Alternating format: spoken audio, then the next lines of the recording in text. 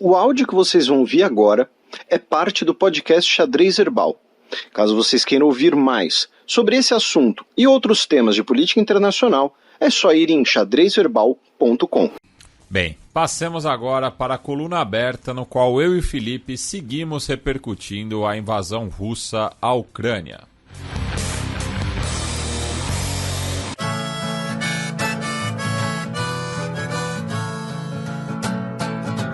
Coluna aberta. Rússia culpa Estados Unidos por ataque ao Kremlin após acusar a Ucrânia. Então, né, meu caro Matias, nós tivemos na noite do dia 3 de maio, na madrugada do dia 3 de maio, em Moscou, ainda à noite do dia 3 aqui, 2 drones, tá, atingiram o Kremlin em Moscou, né? Mais especificamente o Palácio do Senado, tá? Ou seja, não foi nem ali uma... A sede do executivo. Enfim, atingiu apenas o domo do prédio, tá? Não teve vítimas, não teve ninguém ferido. Vocês podem ver as imagens, tem várias imagens ali de câmeras de segurança, tá? E aí, o governo... Serve muito mais como um alerta, né? Pois é, então. Assim, quem é que realizou esse drone? Esse ataque com drone? Não dá pra saber. Real é essa. Inicialmente, a Rússia disse que foi a Ucrânia, né? Depois, a Rússia disse que foi os Estados Unidos, né, utilizando, né, a sua capacidade de inteligência, né, para realizar o ataque em cooperação com a Ucrânia, né? Então, assim, a Ucrânia disse que foi uma operação de bandeira falsa pela própria Rússia, né, pelo próprio governo Putin, tá? O fato é que o governo russo, né, via o porta-voz do Kremlin, o Dmitry Peskov, que depois, né, que foi o que apresentou, né, ambas as denúncias, né, disse que os ataques foram, na verdade, uma tentativa de assassinar o Putin, né? Só que assim, novamente, se você vai tentar assassinar o Putin, você não ataca o prédio do Senado. Tá? Esse não é o palácio do Putin. E outra coisa, o Putin ele não publica, assim, ele não publica ali, se você entrar no site do Kremlin, não vai estar ali, olha, o Putin vai dormir em tal lugar, tal hora. Ele, inclusive, não deve dormir no mesmo lugar de um dia para o outro faz anos. Eu não sei, não necessariamente, né? O Biden dorme lá na Casa Branca e tal, e deve ser bem seguro, inclusive. Não, é que o Putin é mais paranoico. Não, acho que nem tanto. Mas, enfim, o fato é, não dá pra gente saber nada. Uma coisa que é muito curiosa aqui é o fato de terem sido veiculadas muitas imagens desse episódio, tá? Porque de fato são 2 drones atingem o domo do prédio do Senado russo, tá? E aí rapidamente circularam as imagens. E são imagens que, assim, que se você pensar, a Ucrânia atacou o Kremlin, não são imagens em que o governo russo sai bem, né? São imagens que circularam rapidamente e que mostram uma suposta vulnerabilidade. E eu digo suposta porque, repito, a gente não dá pra saber quem foi que fez isso. Eu não duvidaria de uma operação de bandeira falsa justamente pelo fato de que as imagens circularam muito rápido, tá? Se a Ucrânia realmente tivesse conseguido atingir com um drone dentro do Kremlin... E outra coisa, drone, gente, não tem alcance infinito, tá? Não é videogame. Então, assim, esse negócio decolou de algum lugar perto de Moscou, tá? Então, assim, não são imagens que fazem o governo russo se sair bem na parada se forem verdadeiras. Isso me faz até desconfiar um pouco, tá? Se não foi, sei lá, coisa de algum outro ator político, de alguma eventual, sei lá, oposição ao Putin, ou uma bandeira falsa causada por alguma espécie ali de linha dura, embora, né, não exista hoje uma linha dura que não se sinta contemplada dentro do governo russo. Então é muito difícil saber o que aconteceu.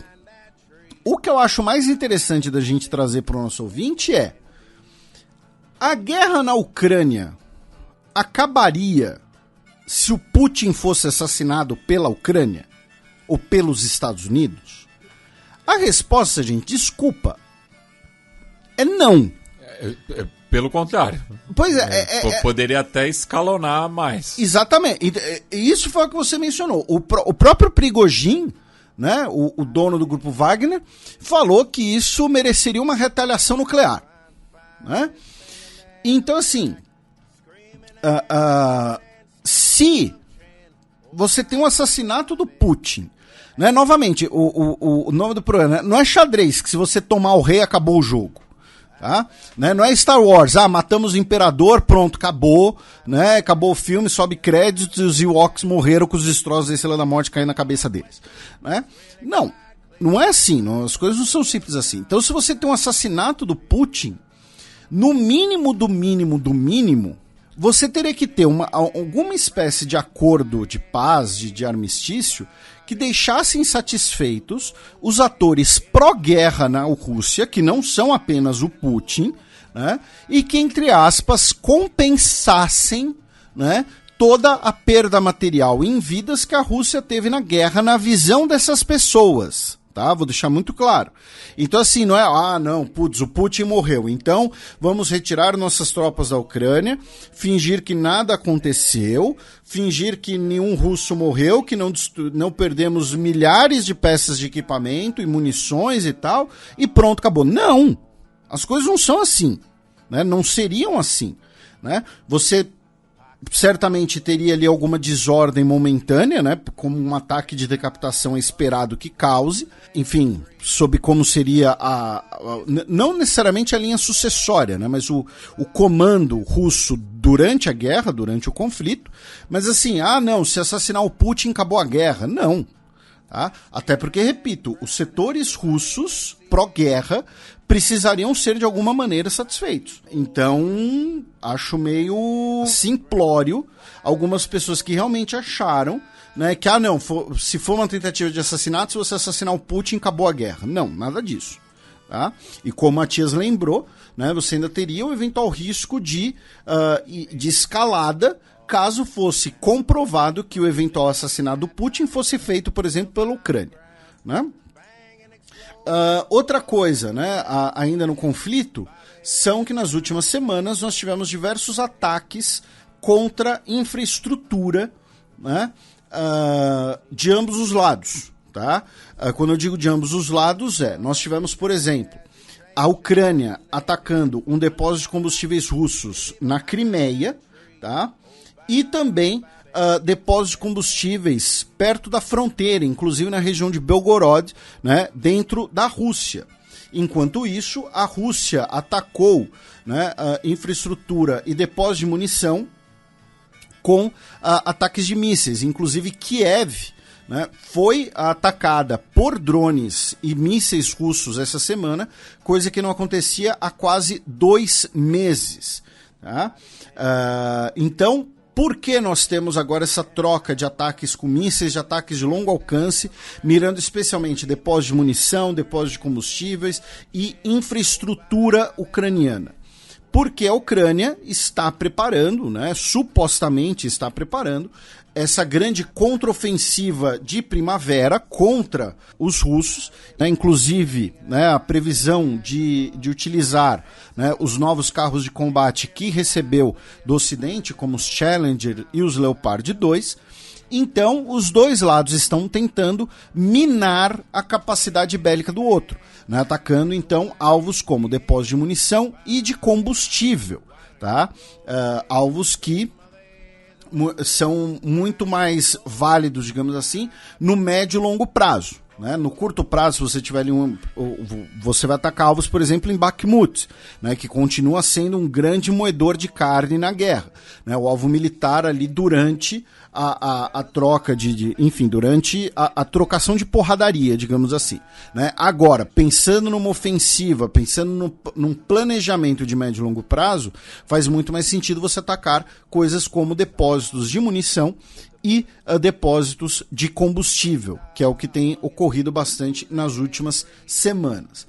E falando em fronte, e eu mencionei, né, os carros de combate ocidentais, essa semana, semana passada, melhor dizendo, a agência estatal russa RIA, né, soltou uma nota, uma matéria, tá, dizendo que os russos, tá, estão usando os novos carros de combate russos T-14, né, que foram bastante divulgados em paradas militares e que são parcialmente automatizados, tá, já estarão utilizando esses veículos, né, em combate, muito provavelmente como uma preparação, né, para eventual utilizada pelos ucranianos dos carros de combate modernos, né, que recebeu nos últimos meses.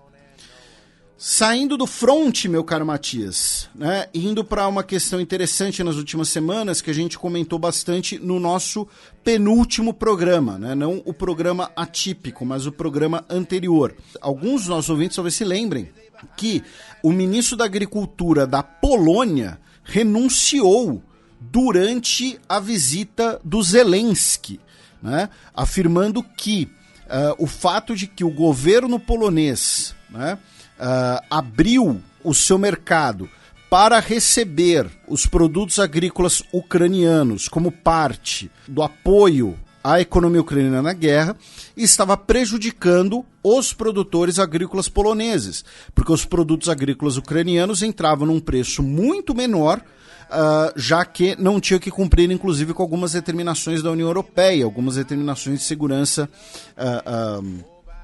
de procedência, enfim, de agrotóxicos, essas coisas.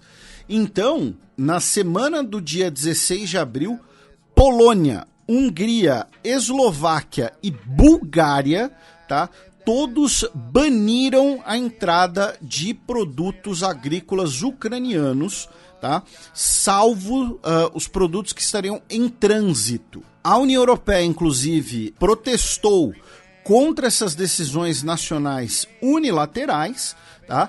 E, por sua vez, o governo eslovaco, tá, ao anunciar a sua proibição, afirmou que era necessário, né, um procedimento, um plano europeu, um plano como toda a União Europeia, né, para como lidar com esses produtos agrícolas ucranianos que, repito, estão entrando com preços muito mais baixos, né, como parte desse apoio, dessa solidariedade à guerra, porém estão afetando os produtores agrícolas, os fazendeiros desses países. E vamos lembrar que no caso de Hungria, de Polônia e de Eslováquia, né, 3 países cujos governos nacionais são de direita, os setores rurais, os setores agrícolas, são alguns dos principais pilares de poder desses governos, tá?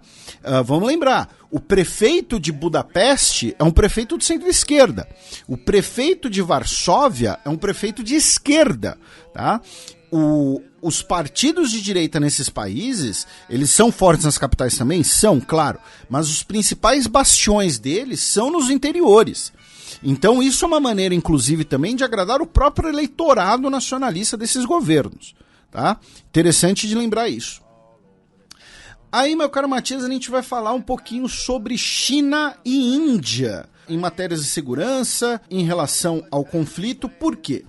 Primeiro, no dia 16 de abril, o ministro da Defesa da China, tá, foi até Moscou, o general Li Shangfu, onde ele se encontrou com o Putin e também com o Sergei Shoigu, ministro da Defesa russo. Depois, no dia 26 de abril, o presidente da China, o Xi Jinping, ligou para o Zelensky, tá? Foi a primeira ligação, né, entre os dois, desde a invasão da Ucrânia pela Rússia, né? Conversaram, obviamente, sobre o fim da guerra. O Zelensky postou no Twitter, né, dizendo que a conversa foi longa, tá? Durou mais de 1 hora, e que foi significativa para estabelecer possíveis cooperações para uma paz justa e sustentável na Ucrânia, tá? Ele disse que a China, né, era o principal parceiro comercial da Ucrânia antes da guerra, né, e que a China é essencial em um processo de paz. Tá? Depois, na sexta-feira, dia 28, tá, sexta-feira passada, né, Índia e Rússia, tá, assinaram uma série de acordos de cooperação militar. Tá? Nós tivemos um encontro entre o Sergei Shoigu, ministro da Defesa da Rússia, com o seu homólogo indiano, o Rajnath Singh, em Nova Delhi. Por quê? Porque a Índia vai receber, né, a cúpula da Organização de Cooperação de Xangai. Então nós tivemos, como antecedente da cúpula, o encontro, né, dos ministros de defesa dos países integrantes, o encontro dos ministros de relações exteriores dos países integrantes. E depois teremos o encontro, né, a cúpula principal.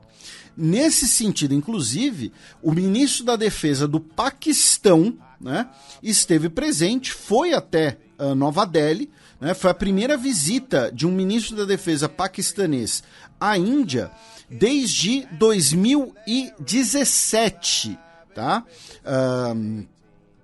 Segundo informações do Hindustan Times, tá? Então, se essa informação estiver errada, a culpa é deles. Então, tivemos esses vários encontros e, junto com os encontros multilaterais, o Sergei Shoigu, ministro da Defesa russo, né, que a gente já apelidou aqui, né, que é o general bombeiro, porque ele não é militar de carreira, né, ele ganhou notoriedade como chefe dos serviços de emergência da Rússia. E o ministro da Defesa indiano se encontraram, celebraram diversos acordos, né, e falaram da profunda parceria entre os dois países. Isso é importante por 2 motivos. Primeiro, a Índia estava, não sei se ainda está, mas pelo menos estava, descontente com a Rússia. Por quê? Porque a Rússia deixou de cumprir diversos contratos de fornecimento de armamento para a Índia, usando os armamentos e os equipamentos que deveriam ser entregues à Índia na guerra na Ucrânia. Tá? Então, basicamente falando, a gente produziu aqui os carros de combate que iriam para a Índia, mas a gente vai ter que usar no front. Tá? E a Índia estava descontente com isso. Segundo, então não sei como esses acordos lidaram com isso. Então pode ser que esses acordos prevêem, sei lá, algum descontinho, alguma compensação posterior, né? Embora a Índia esteja ganhando muito dinheiro com a guerra na Ucrânia, né? É importante a gente mencionar isso.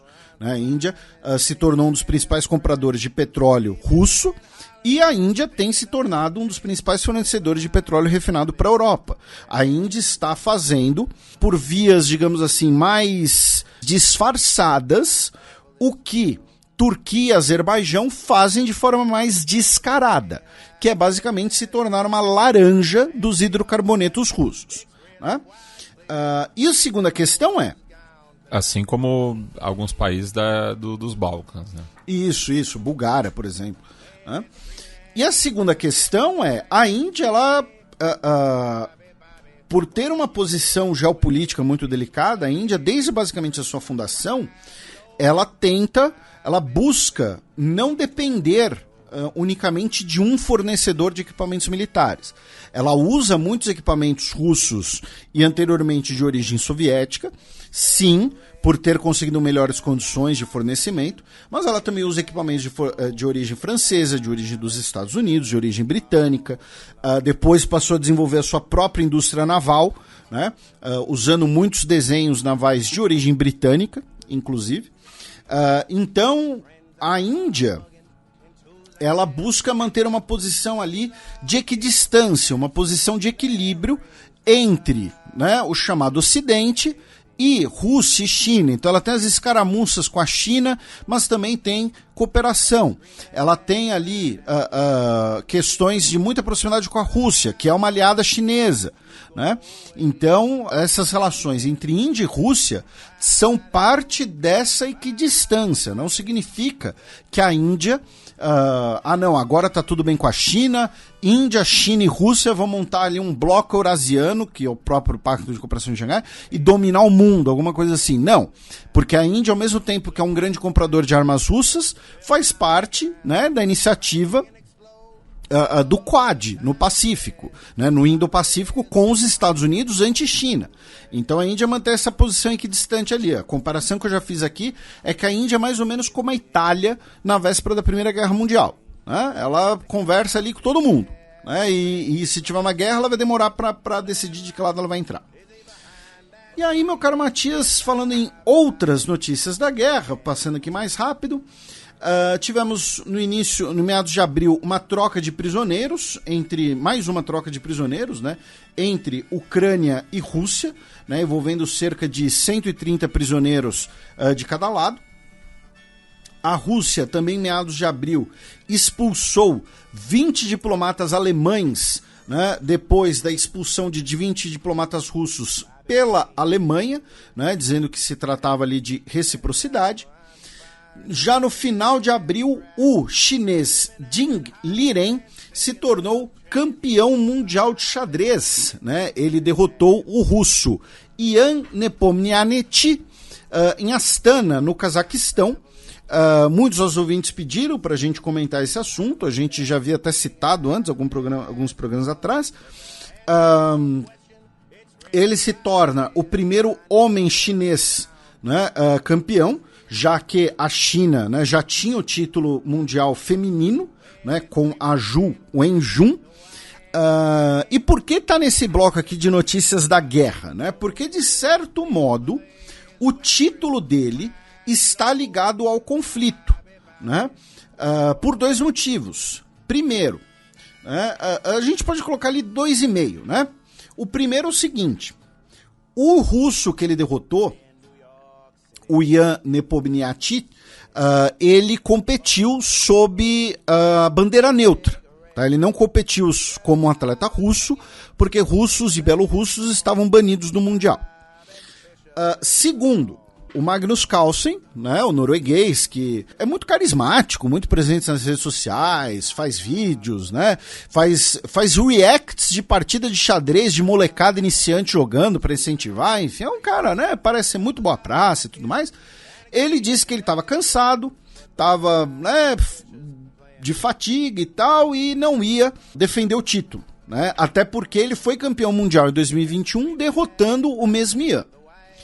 E o principal é que o seguinte, o Jing Liren, o chinês que foi campeão, ele só chegou nas finais do Mundial, na fase final do Mundial, para substituir o Sergei Karjakin, que é russo e que ele tanto não quis jogar sob uma bandeira neutra, quanto ele foi banido pela Federação Internacional de Xadrez, porque ele fez diversos comentários pró-invasão da Ucrânia, e diversos comentários, inclusive, bastante agressivos contra ucranianos. Então, ele foi banido pela Federação Internacional, e repito, ele também chegou a dizer, óbvio, não pode ser aquela coisa, né, nem queria mesmo, né? Mas ele chegou a dizer que não queria competir por uma bandeira que não fosse a Rússia, enfim. Então o fato é que a eliminação do Sergei Karjakin fez com que abrisse uma vaga, que o Jing Liren cumpriu os requisitos, aí ele entrou nessa vaga e, por conta da desistência do Magnus Carlsen, também tinha essa abertura, e aí, então, ele enfrentou o russo sob bandeira neutra e foi campeão mundial. E agora a China detém o título mundial nos dois naipes. Tá? E falando também, inclusive, em esportes, meu caro Matias, a Ucrânia anunciou no último dia 1º de maio que não vão disputar o Mundial de Judô, que vai ser agora no Catar, né, devido à participação de atletas russos e belorussos, mesmo que sob bandeira neutra. Inclusive, segundo a Ucrânia, né, alguns dos atletas russos, mesmo sob bandeira neutra, são militares da ativa, né?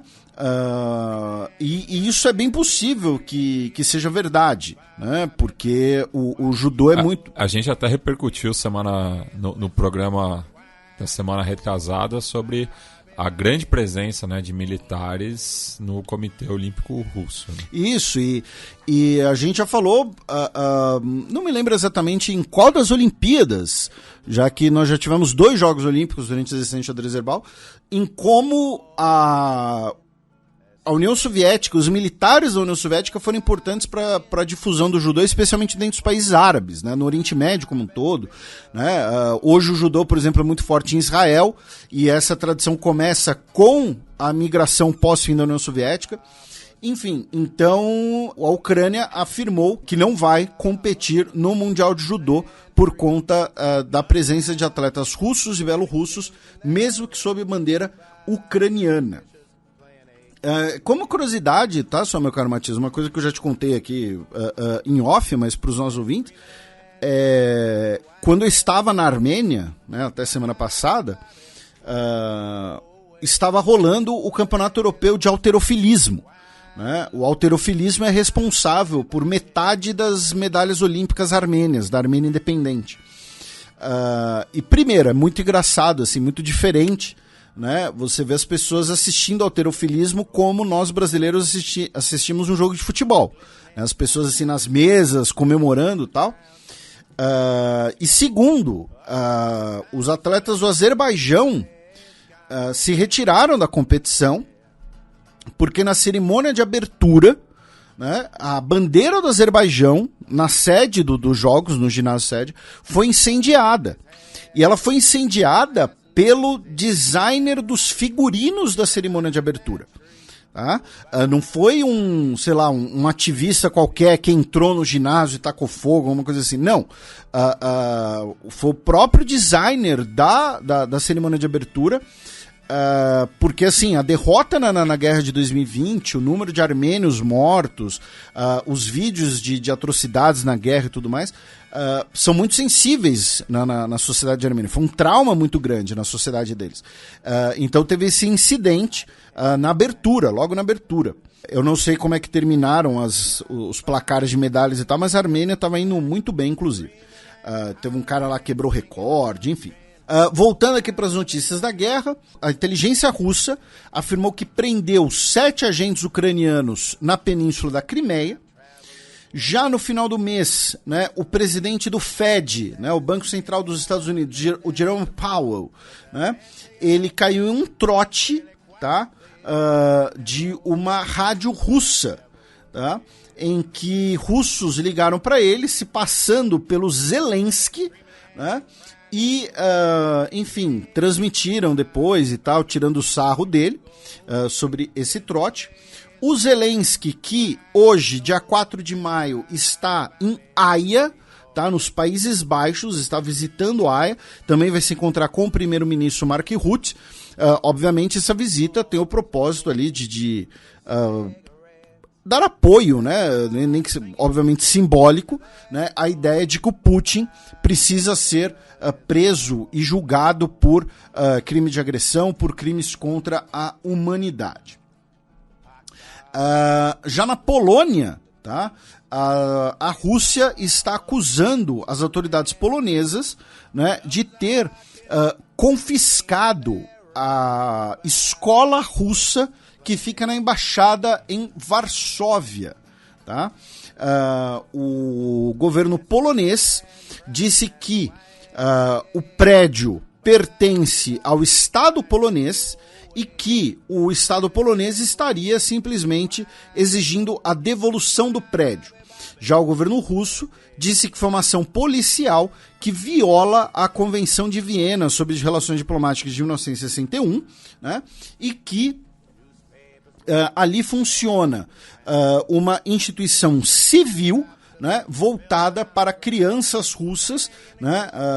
Para mim não ficou claro se são crianças russas que são filhos de diplomatas, enfim, ou se é uma escola russa que é apenas apoiada, financiada pela embaixada em Varsóvia e que qualquer pessoa, né, enfim, é aberta a qualquer tipo de público.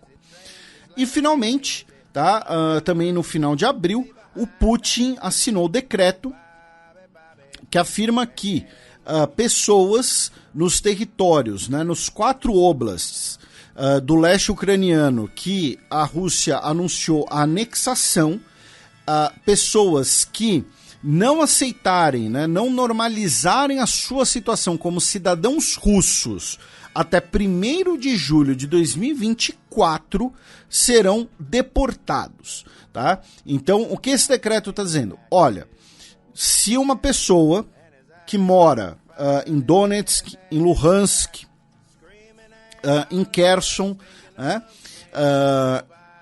uma pessoa que, né, nasceu ali, por exemplo, que se considera ucraniano, né, mas se até 1º de julho de 2024, né, supondo que a guerra até lá continua na mesma situação, se essa pessoa não se declarar uma nacional russa, não normalizar os seus documentos como uma pessoa de cidadania russa, né, essa pessoa então será deportada, pois será considerada uma pessoa estrangeira.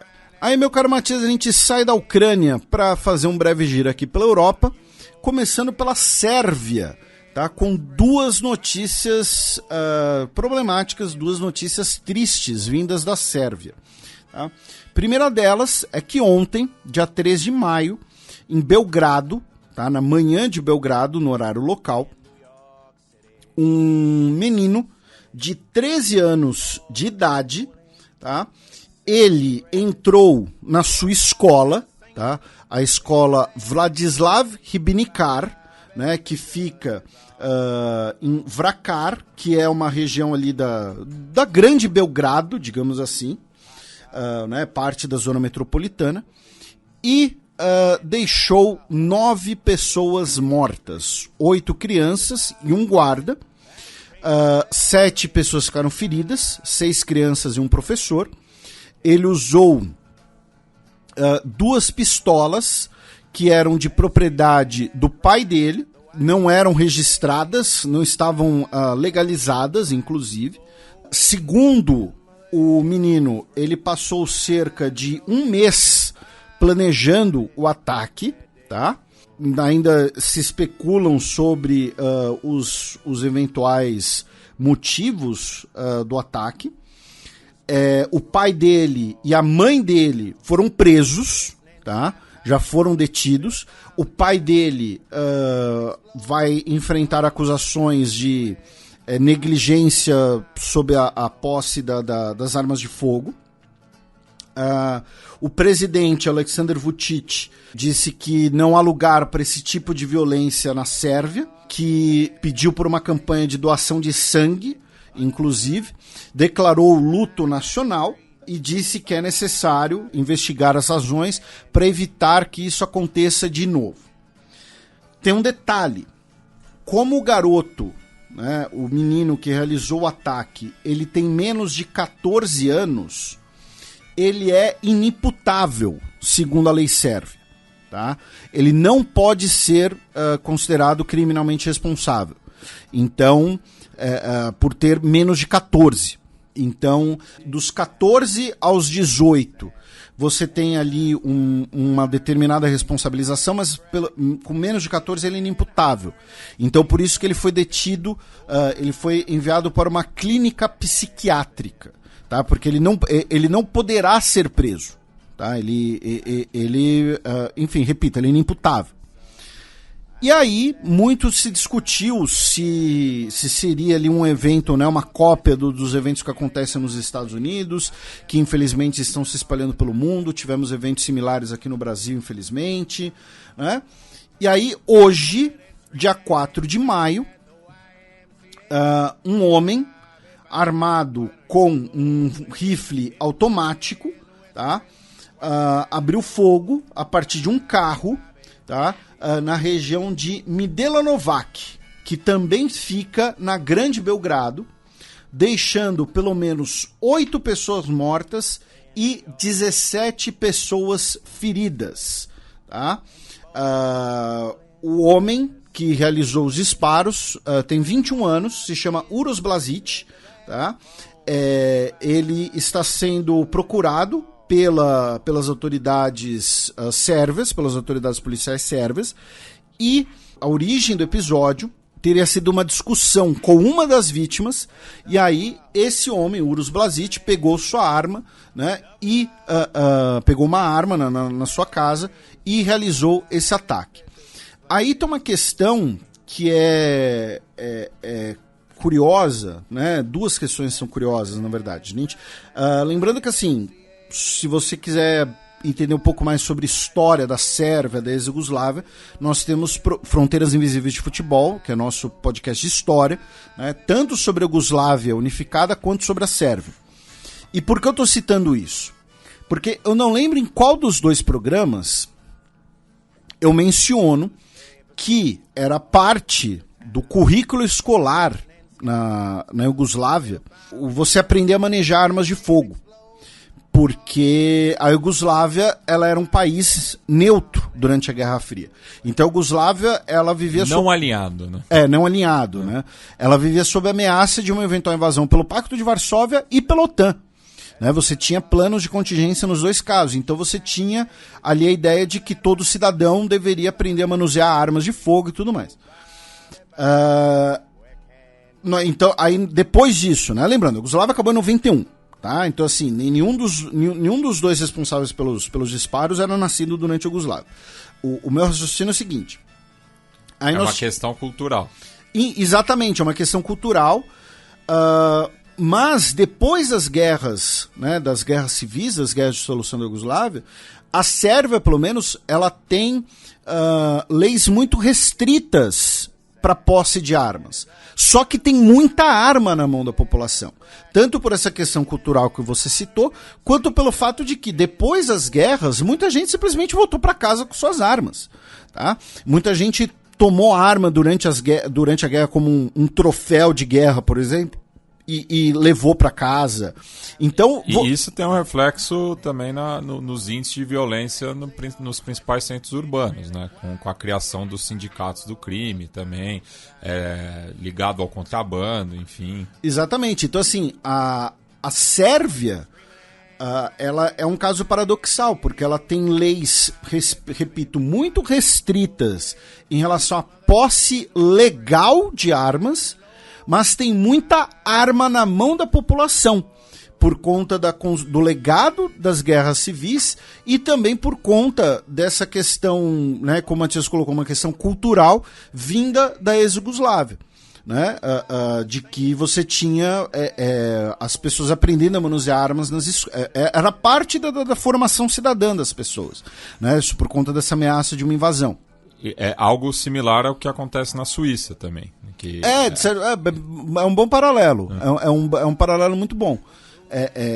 E claro, esse tipo de episódio não né, pelo menos não sei de nenhum grande massacre com armas de fogo que tivesse ocorrido na ex-Yugoslávia. Né? Hoje a gente vive uma situação muito diferente. A Sérvia é um país que é muito marcado também por essa questão de violência, de máfias e tal, como você lembrou muito bem. Então, infelizmente, tivemos esses dois episódios, né, de violência na Sérvia. E também tivemos, em 23 de abril, eleições municipais no Kosovo. E por que a gente está falando disso? Porque os sérvios que moram no Kosovo, boicotaram as eleições por conta daquela questão das placas de carro, né, do trânsito na fronteira, que a gente vem repercutindo aqui desde o ano passado. Né? E por conta desse boicote, alguns municípios, meu caro Matias, tiveram menos de 4% de comparecimento eleitoral, especialmente os municípios do norte do Kosovo, perto da fronteira com a Sérvia. Né? E aí você teve, né, albaneses, né, kosovares albaneses eleitos, em municípios que têm imensa maioria de sérvios na sua população, porém por conta desse boicote, ainda por conta dos protestos contra a questão das placas veiculares. Lembrando que os sérvios não chamam de fronteira, chamam de divisa. Exatamente. Mais ao sul, na Grécia, meu caro Matias, a Suprema Corte da Grécia baniu o partido dos helenos, né, de disputar as próximas eleições. Né? Teremos eleições esse ano na Grécia, né, eleições que prometem que serão bastante apertadas. E por que baniram, né, esse partido? Porque ele foi fundado, né, pelo Ilias Kasidiaris, que é um líder neonazista grego, que foi uma das 60 pessoas condenadas, né, pelo envolvimento no assassinato do rapper antifascista Pavlo Fissas em 2020, que levou ao banimento do Aurora Dourada, que era o partido neonazista grego. O Kasidiaris era integrante do Aurora Dourada, e o que a Suprema Corte entendeu? Que o partido Helenos é basicamente uma tentativa de refundação da Aurora Dourada, com diversos integrantes em comum em simbologia parecida, e o Aurora Dourada foi banido, então esse partido também tem que ser banido. Alguns dos nossos ouvintes mais antigos talvez se lembrem que eu estou devendo. Eu ia falar isso.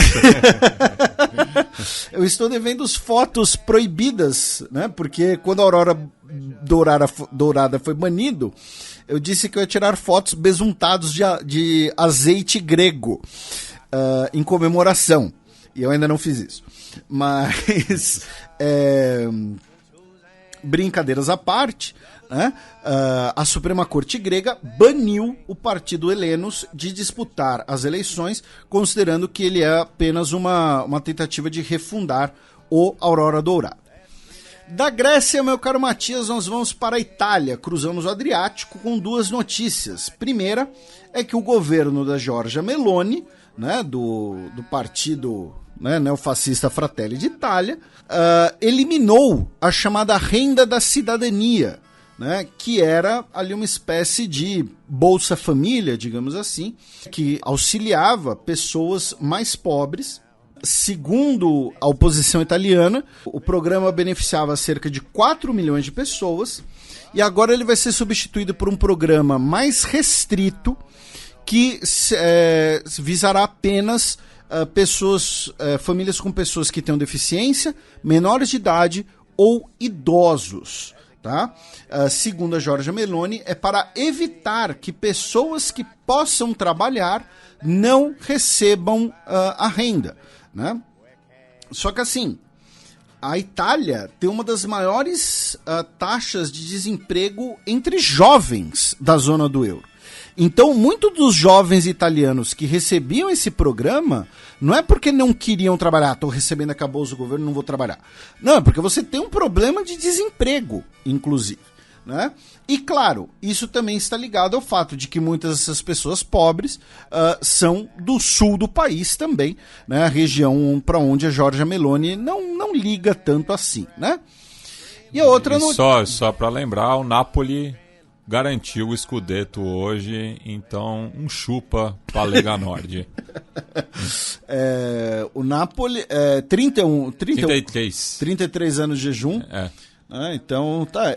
Eu já vi algumas imagens da comemoração em Nápoles. Já estão falando em mortes, infelizmente. Ninguém vai dormir essa noite. E a outra, você falou da Liga Nord, né, meu caro Matias? Aí temos uma outra notícia aqui vinda da Itália, né, que está indiretamente ligada à Liga Nord, né, já que o senhor Maurizio Fugatti, né, que é justamente, né, da Liga Nord, ele foi integrante da Câmara dos Deputados e ele governa, né, a província de Trentino, na Itália. E ele quer que uma ursa chamada Gaia seja executada. Tá? Por quê? Porque a ursa Gaia, que tem 3 filhotes, inclusive, ela matou 2 pessoas, tá? Só que assim, ela matou 2 pessoas que eram caçadores de ursos. Então assim, ela literalmente agiu em autodefesa. Faz parte da natureza da ursa. Né, seja pra proteger os filhotes, não sei. Mas assim, é um caçador de urso. O urso tem que fazer o curso, tem que falar, não, tudo bem, putz, atira em mim, aqui de boa. Enfim, então, o tal senhor Maurício Fugatti quer que a ursa que foi capturada, tá, gente? Não é que a ursa tá por aí comendo pessoas, não, tá? A ursa foi capturada já. Mas ele quer que ela seja morta. Não sei por quê. Né? A troco do que eu não sei. Porque ele se sente ameaçado, pelo visto. Pois ele é. deve ser caçador de urso. Pois é. E falando em caçador de urso, Felipe, até fazer uma ponte para a Espanha, né, que é o próximo país desse nosso giro.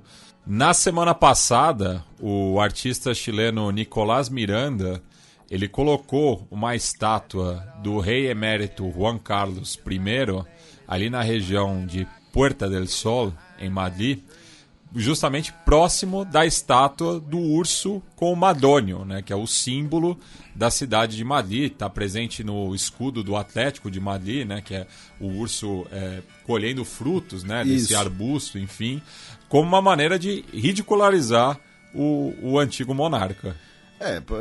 E é sempre bom ridicularizar o monarca.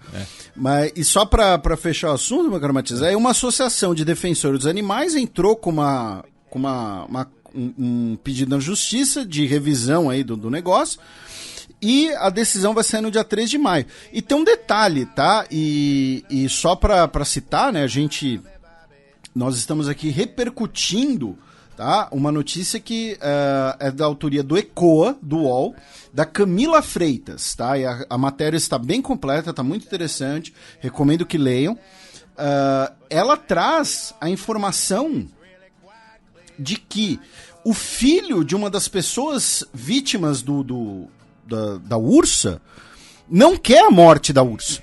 Tipo, então assim, o senhor Maurício Fugatti, né, ele tem uma carinha assim que, putz, dá uma vontade de dar uma, né? Mas enfim, então deixa a ursa, sabe, a coitada da ursa, enfim. E só me complementando, a estátua em questão em Madrid tem o rei Juan Carlos I com um rifle, né? Mirando no urso, que é símbolo da capital espanhola. E se deixasse, ele matava o urso símbolo de Madrid mesmo também. E aí, indo para a Espanha, meu caro Matias, né, você mesmo disse que a ideia era fazer uma ponte. O parlamento espanhol proibiu, né, as touradas com pessoas com nanismo fantasiadas, tá? Afirmando que isso era uma coisa do passado, né? Como as touradas. Como as touradas, exatamente, né? Que tourada é basicamente uma crueldade animal. Dizendo que pessoas com nanismo eram sujeitas ao ridículo, eram humilhadas nesses tipos de eventos, e que, inclusive, as leis europeias, né, proíbem esse tipo de coisa. E aí nós tivemos, inclusive, um protesto desses artistas com nanismo, afirmando que eram contra a proibição e que porque afetava o desempenho profissional deles e afetava a renda deles, né? Por exemplo, o Daniel Calderon, né, que é uma pessoa com nanismo, foi citado aqui na matéria do Guardian, né, dizendo que, na verdade, isso não causa ridículo, na verdade causa o efeito contrário, porque as pessoas têm muito respeito por ele e pelos colegas dele, né? Lembrando que, assim, é uma discussão antiga até na pauta de direitos humanos, enfim, eu e o Matias somos juristas, mas que é o seguinte, alguém pode falar, mas poxa, se o artista, né, que é uma pessoa com nanismo, quiser participar das touradas, ele, né, como esse efeito cômico, né, na tourada, enfim, ele não pode, ele não tem autonomia sobre si mesmo. Mas aí a questão é se, ao ser o elemento cômico, pela sua característica física, ele não está, então, colaborando para que diversas outras pessoas que não tiveram escolha sobre aquilo também sejam ridicularizadas. Tem um caso... É a velha questão do rir com você ou rir de você. Isso, né? E tem um caso que infelizmente eu não vou me lembrar de muitos detalhes agora, peço desculpas, mas tem um caso que é icônico sobre isso, que foi um caso na França que gerou jurisprudência europeia, foi nos anos 70, se não me engano, anos 1980, que também envolvia um artista com nanismo, era um artista circense, que ele era bala humana no canhão. Sabe aquela coisa no circo, o canhão dispara uma pessoa e tal. E aquilo foi proibido, afirmando que era humilhante para as pessoas com nanismo. E aí o próprio artista depois apelou e perdeu. Então, enfim, tem toda essa discussão. E claro, né, a gente não estou aqui comentando sobre o artista específico ou não. Nesse caso específico, a minha crítica é tourada. Tourada que tem que ser proibida, independente de ter artistas com nanismo ou não. Tá? Enfim, da Espanha, meu caro Matias, nós vamos para o Reino Unido. Né? A gente vai começar com as duas notícias de verdade. A primeira delas é que o vice-primeiro-ministro, o Dominic Raab, que além de ex-vice-primeiro-ministro, ele também era secretário de Justiça, ele renunciou, tá, na sexta-feira, dia 21 de abril, devido a diversas acusações de assédio moral contra ele. Ele renunciou a contragosto. Tá, ele disse que as investigações poderiam abrir um precedente perigoso, né? Porém, ele disse que continuaria apoiando o governo. É importante usar o termo assédio moral porque muita gente está simplesmente repetindo o termo que é utilizado por alguns tabloides ingleses, que é o bullying. Né? Então, o Dominic Raab renunciou por bullying. Né? Aí fica parecendo que ele renunciou porque, sei lá, porque ele pôs o apelidinho em alguém, entendeu? Porque ele ficou tirando sarro do cara que o time dele perdeu, alguma coisa assim. Não, é assédio moral, porque ele era o chefe dessas pessoas. É importante colocar as coisas né, nessa proporção.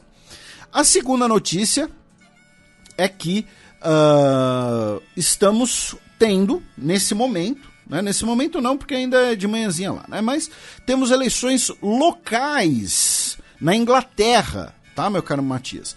Tá? Serão eleitos 230 conselhos, né, as assembleias, como se fossem as assembleias municipais, né, tanto metropolitanas quanto distritais, e também 4 prefeitos que são eleitos diretamente. Né?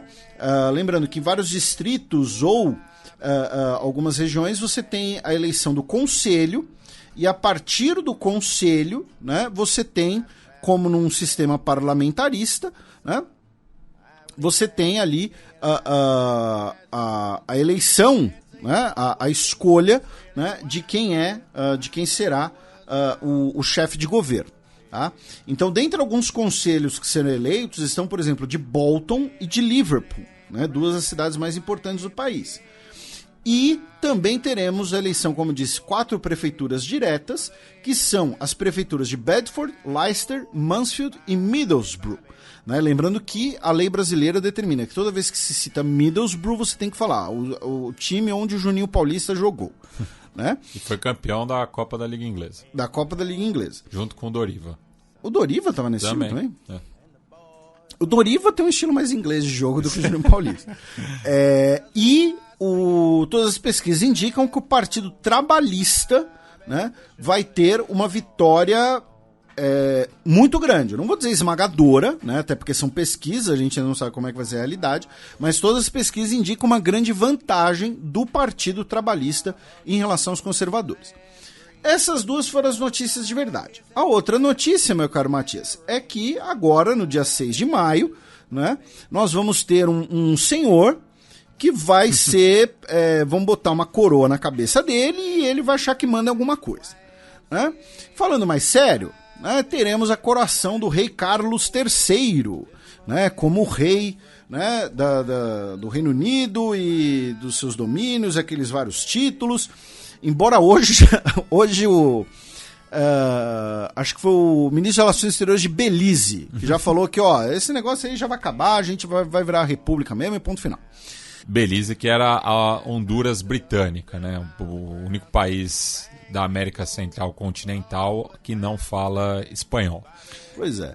E curioso também, Felipe, que na playlist, né, que estava sendo montada para a coroação, estava prevista a música I'm Gonna Be, 500 Miles, do duo escocês The Proclaimers, formado pelos irmãos gêmeos Craig e Charlie Reid, só que ela acabou sendo cortada porque a dupla de artistas é republicana. Que inclusive beleza. Torcedores do Hibernian, que é o time dos católicos de Edinburgh. Isso, que tem uma música... Ah, não, eu estava pensando na música do Aberdeen. Do Aberdeen, não. A música do Aberdeen a gente não pode citar. Será a primeira coroação... Agora uma coisa muito importante, meu caro Matias. Será a primeira coroação em que teremos a presença do ex-marido da rainha. Olha só. É a primeira vez. Teremos a presença de todos os ex-primeiros ministros, né, vivos, óbvio, né, desde o John Major, né, que foi primeiro-ministro ali na década de 1990, até o Alface, né, a Elizabeth Truss. E aí, falando, né, de lideranças estrangeiras, o Lula está confirmado, né, confirmou a sua presença. Mas assim, pensando em chefes de Estado e chefes de governo, eu não diria que é uma lista muito recheada não, viu? Assim, não é uma lista, digamos assim, classe A, entendeu? Claro, teremos diversas presenças, mas pensando em países do G20, por exemplo, né, não achei ali grandes coisas não. Tá? A lista de presenças de dignitários estrangeiros, é claro. Né? Teremos a presença de muitos dignitários, né, de países da Commonwealth, então isso acaba, né, estando junto, né, com o G20. Então, por exemplo, Justin Trudeau estará lá. Né? Quem vai representar os Estados Unidos será a Jill Biden, tá? A primeira dama, inclusive. Então, tá aí, né? Teremos aí a coroação do ex-príncipe Charles, agora Rei Carlos, né? Lembrando que o Rei Carlos, né, é uma decisão editorial do Matias, tá? Também teremos ali pessoas que foram, né, laureadas com diferentes condecorações e tudo mais. E principalmente, assim, vamos ter duas presenças que eu tô começando a desconfiar que tá na Magna Carta, lá de 1215. Quando você tem um evento britânico, tem que ter o David Beckham e o Rowan Atkinson, o Mr. Bean. Tá? Eles estão na lista de presentes também. São os rostos mais conhecidos do Reino Unido, o belo e o feio. Por fora, sim, mas por dentro inverte. Sim. Né? Com todo respeito. Porque lembrando, Rowan Atkinson fez o mundo inteiro rir sem dizer uma só palavra. Que bonito. Que bonito. Mas então é isso. E ele vai ser ungido com óleo vegano, meu caro Matias. É muito importante isso também. Vai usar uma peça de vestuário que tem 200 anos de idade. O azeite é vegano também. E restauraram a cadeira. Porque assim, tudo foi utilizado pela última vez a coração da mãe dele, né? Então já estava tudo guardado há muito tempo. Mais de 70 anos. Pois é a vez que ficou tudo guardado há mais tempo. Então... Tem que tirar aquele mofo, né? Passar uma... Como é o nome aquele produto? Óleo de peroba? Não, óleo de peroba para madeira, não, mas é naftalina. Né? Então tá aí, teremos a coroação do Rei Carlos III e quem assistir, boa sorte.